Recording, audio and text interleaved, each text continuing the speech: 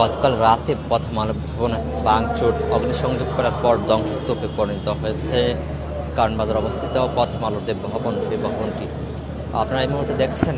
প্রথম আলো ভবনের যে চিত্রটি, সেটি কিন্তু প্রথম আলো ভবনে গতকাল শরীফ ওসমান হাদি সিঙ্গাপুরে চিকিৎসাধীন অবস্থার মৃত্যুর খবর পাওয়ার পর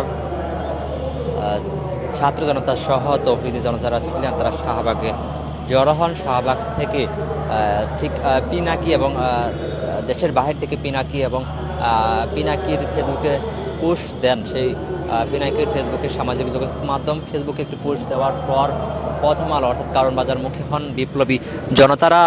ঠিক তারপরই কারণ বাজারে অবস্থিত প্রথম আলোর যে ভবন, সেই ভবনটি কিন্তু ভাঙচুর করা হয়। ঠিক প্রথম আলো ভবনের যে নথিপত্র, অফিস, প্রথমা প্রকাশনী এবং অফিসের যে নথিপত্র, সেই নথিপত্র কিন্তু পুড়িয়ে দেওয়া হয় এবং কি ভবনে ভাঙচুর অগ্নিসংযোগ করা হয় এবং কি প্রথম আলো ভবনের যে সকল বিভিন্ন গুরুত্বপূর্ণ জিনিস, কম্পিউটার এবং পিসি, সেগুলো কিন্তু লুটপাট করা হয় এবং কেউ অফিসে যে সকল নথিপত্র, সেগুলো কিন্তু অগ্নিসংযোগ করা হয়। আপনারা এই মুহূর্তে ঠিক ক্যামেরা যেমনটি দেখছেন প্রথম আলো ভবনের চিত্র, ঠিক এমনটি প্রথম আলো ভবন কিন্তু এই মুহূর্তে গতকালকে পুড়িয়ে দেওয়ার পর কিন্তু একটি ধ্বংসস্তূপ, ঠিক একটি ধ্বংসস্তূপে পরিণত হয়। ঠিক গতকাল রাতে প্রথম আলো ভবনে অগ্নিসংযোগ করার পর, ঠিক এই অগ্নিসংযোগ ভাঙচুর করার পর সেনাবাহিনী ঘটনাস্থলে এসে উপস্থিত হলেও ঠিক উৎসুক যে সকল জনতা ছিল, তাদের কিন্তু ঠিক সেনাবাহিনী নিয়ন্ত্রণে নিয়ে আসতে পারেনি। ঠিক আজকে কিন্তু আমরা যেমনটি দেখছি যে প্রথম আলো ভবনের সামনে যে ভাঙচুর অগ্নিসংযোগ করা হচ্ছে, সেখানে কিন্তু পুলিশের ঠিক টাইম সিন অর্থাৎ পুলিশের সিআইডির যে টিম, সেই সিআইডির টিম কিন্তু ঘটনাস্থলে এসে প্রথম আলো ভবনের সামনে অবস্থান করছেন। এমনকি পুলিশের আইজিপি তিনি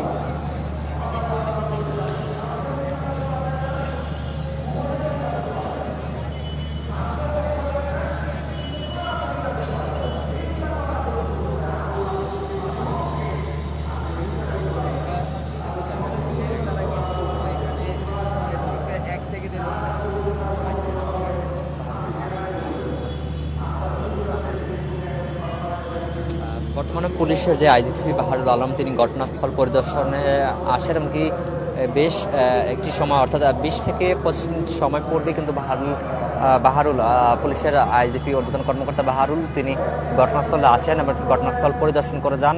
ঠিক প্রথম আলো ভবনের সামনের যে রাস্তা, সেই রাস্তায় কিন্তু পুলিশ তাদের অর্থাৎ পুলিশের ক্রাইম সিন কিন্তু সেই রাস্তা কিন্তু অবস্থান করছেন। এমনকি ডো নট ক্রস লেখা প্লাস্টিক দিয়ে কিন্তু তারা ঘটনাস্থলে সাধারণ মানুষ এবং উৎসুক জনতা যারা ছিলেন, তাদের কিন্তু প্রবেশ করতে দিচ্ছেন না। এবং ঘটনাস্থলে পুলিশের ক্রাইম সিন অর্থাৎ পুলিশের সিআইডির যেই প্রিজন ভ্যান, সেই প্রিজন ভ্যান কিন্তু আমরা দেখতে পাচ্ছি এই মুহূর্তে। সেই সাথে উৎসুক জনতা যারা ছিলেন, তারাও কিন্তু ভিড় করছেন প্রথম আলোর সামনে থেকে। গতকাল রাতে মৃত্যুঞ্জয়ী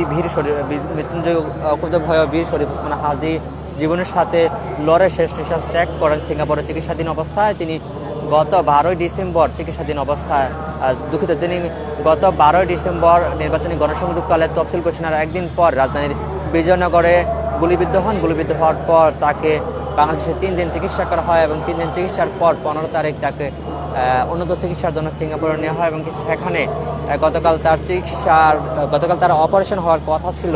এমনকি তারপরে কিন্তু শরীফ ওসমান হাদি মৃত্যুবরণ করে শেষ নিঃশ্বাস ত্যাগ করে বলে আমরা জেনেছি। গতকাল রাত 9:45-এর দিকে অর্থাৎ বাংলাদেশের সময় 9:45-এর দিকে তিনি শেষ নিঃশ্বাস ত্যাগ করেন। সেই শেষ নিঃশ্বাস ত্যাগের খবরটি দেশে আসার পরই জুলাই গণঅভ্যুত্থানের বিপ্লবী যোদ্ধাসহ ছাত্র জনতা জুলাই গণঅভ্যুত্থানের মতো তারা রাজপথে নেমে আসে।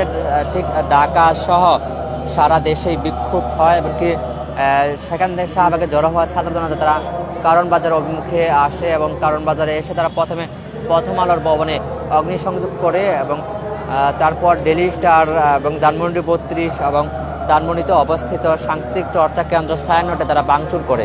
এমনকি সেই সাথে গতকালকে বিগত আওয়ামী লীগ সরকারের বিভিন্ন এমপি মন্ত্রীদের বাসাও তারা ভাঙচুর অগ্নিসংযোগ করে। ঠিক আপনারা দেখছেন যে এই মুহূর্তে ঠিক গতকাল রাত থেকে প্রথম আলো ভাঙচুর করার পর থেকে পুলিশ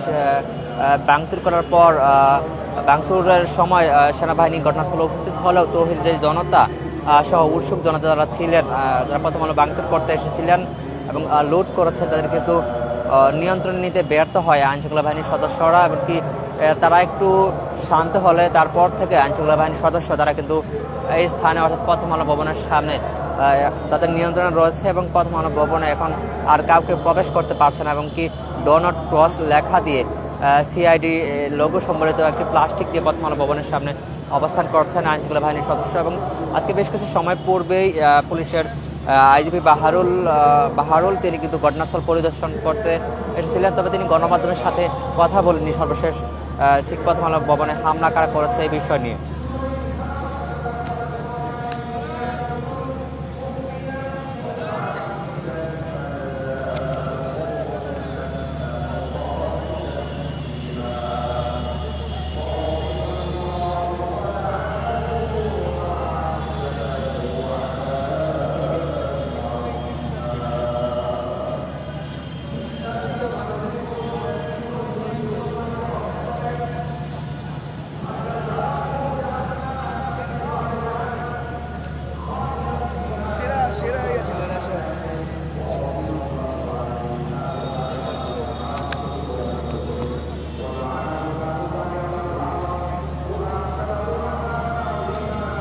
গতকাল রাতে ভাঙচুর করার পর ধ্বংসস্তূপে পরিণত হয়েছে প্রথম আলো ভবন। প্রথম আলো ভবন বিভিন্ন নথিপত্র, গুরুত্বপূর্ণ নথিপত্র পুড়ে দেওয়া হচ্ছে এবং আসবাবপত্র ছিল, বিভিন্ন গুরুত্বপূর্ণ জিনিস সেগুলো কিন্তু ভাঙচুরের সাথে সাথে অগ্নিসংযোগ এবং সেই সাথে লুট করা হয়েছে গতকাল রাতে প্রথম আলো ভবনের বিভিন্ন আসবাবপত্র। এবং সেই সাথে গতকালকে প্রথম আলো ভবন লুট অগ্নিসংযোগের পর ঠিক পাশে যে কারণবাজার অবস্থিত আরেকটি শীর্ষ ইংরেজি গণমাধ্যম তাদেরকে ডেইলি স্টার, তার সেই ভবনও কিন্তু ভাঙচুর করা হয়েছে। এমনকি প্রথম আলো এবং ডেইলি স্টারের যে কার্যক্রম সেটি কিন্তু আজকে বন্ধ রয়েছে আমরা সর্বশেষ তথ্য মতে। এবং সেই সাথে প্রথম আলো এবং ডেইলি স্টারের যেই ছাপা কাগজ সেটি কিন্তু আজকে প্রকাশনা হয়নি। এমনকি প্রথম আলো এবং ডেইলি স্টারের যে অনলাইন সংস্করণ সেটিও কিন্তু বন্ধ রয়েছে গতকাল প্রথম আলো এবং ডেইলি স্টারের ভবন দুটি ভাঙচুর করার পর থেকেই। ভাঙচুরের ফলে প্রথম আলো এবং ডেইলি স্টারের যে ভবন সেটি দুটি ভবনে কিন্তু বাংলাদেশের শীর্ষ দুটি গণমাধ্যমগুলোর মধ্যে শীর্ষ অন্যতম দুটি গণমাধ্যম ছিল প্রথম আলো এবং ডেইলি স্টার। এই দুটি ভবনই ভাঙচুর করা হচ্ছে এবং ভাঙচুরের ফলে এই দুটি ভবনই একরকম যে ধ্বংসস্তূপ অর্থাৎ ধ্বংসস্তূপে পরিণত হয়েছে।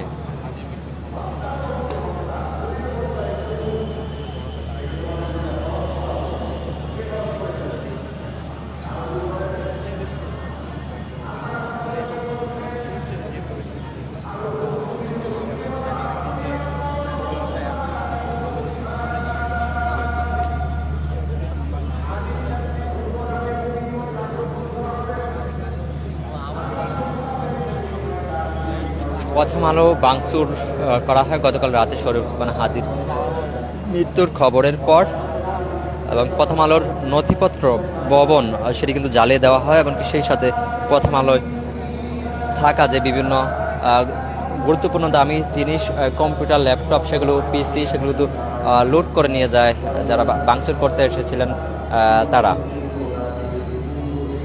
প্রথম আলো ভবনের চিত্র কিন্তু আপনারা এই মুহূর্তে দেখছেন। প্রথম আলো ভবনের চিত্র এবং নথিপত্র, সেই নথিপত্র কিন্তু ভবনের সামনে অগ্নিসংযোগ করা হয়। অগ্নিসংযোগের ফলে সব কিন্তু জ্বলে একদম নিঃশেষ অবস্থায় হয়েছে। এবং প্রথম আলোর ভাঙচুরের ফলে ঠিক ভবনটি কিন্তু এই মুহূর্তে যে অগ্নিসংযোগ, ভাঙচুর, লুটপাটের ফলে যে ধ্বংসস্তূপ শেষে যেই পরিস্থিতি, ঠিক প্রথম আলো ভবনের যে পিলার, দেয়াল, সেগুলো কিন্তু বাদে বাকি সব কিন্তু গুড়িয়ে দেওয়া হয়েছে এবং লুটপাট করা হয়েছে।